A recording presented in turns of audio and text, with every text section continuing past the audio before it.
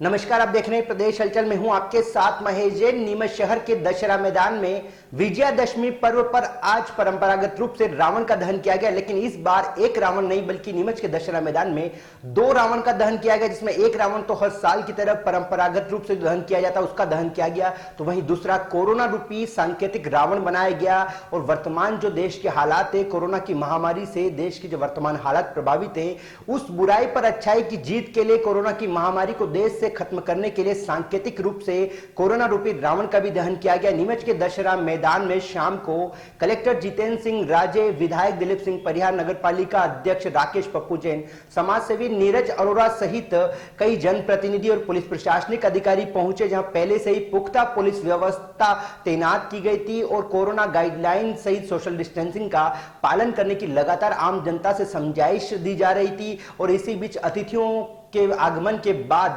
Corona रूपी रावण के साथ ही परंपरागत रूपी रावण का भी दहन किया गया और पूरी तरीके से कोरोना गाइडलाइन का इस दौरान पालन भी किया गया।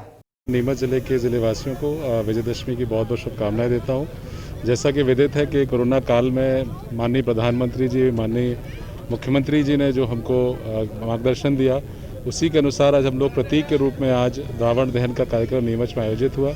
हम सभी जानते हैं कि पूर्व में यहाँ के आयोजन बड़े ही वृहद और बड़े ही आकर्षक रहे हैं। चूँकि कोरोना काल है, हम लोगों को अभी कम से कम भीड़ करना थी, इसलिए आज हमारी दशहरा उत्सव समिति में, जिसमें हमारे सिंघल जी, नागौरी जी, शर्मा जी और समस्त मेंबर्स ने जो शासन की गाइडलाइन था उसका पूर्णतः पालन किया और जनता ने भी हमारे साथ सहयोग किया और इस प्रतीकात्मक रूप से जो हमने आज आयोजन किया उसको सफल बनाया है, तो उसके लिए मैं बहुत बहुत धन्यवाद देता हूँ। दशहरा उत्सव पूरे देश में धूमधाम से मनाया जाता है।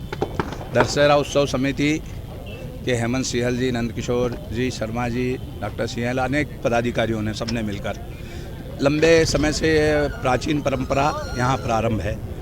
बुराई के रूप में जो प्रतीक है उसका हम दहन करते हैं, रावण दहन।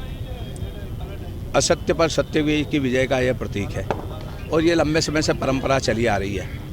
यह देश राम का है और राम का परिवेश है और राम की जो संस्कृति है वो अद्भुत संस्कृति है, वो हमें सिखाने को मिलती है। राम, लक्ष्मण और जानकी, उनका पूरा का पूरा जीवन भारतीय संस्कृति से भरा हुआ है। तो आज कोरोना संक्रमण की वजह से एक प्रतीक के रूप में यहाँ कोरोना के रावण का भी अंत किया गया है। दशहरा उत्सव समिति द्वारा यहाँ पर भव्य दशहरा मैदान के अंदर रावण दहन का आयोजन होता है, लेकिन इस समय में, इन परिस्थितियों में जब पूरा देश कोरोना से लड़ रहा है, हमारे यहाँ पर शासन की गाइडलाइन के अनुसार नीमच में दशहरा का उत्सव मनाया गया है, रावण का दहन किया गया है।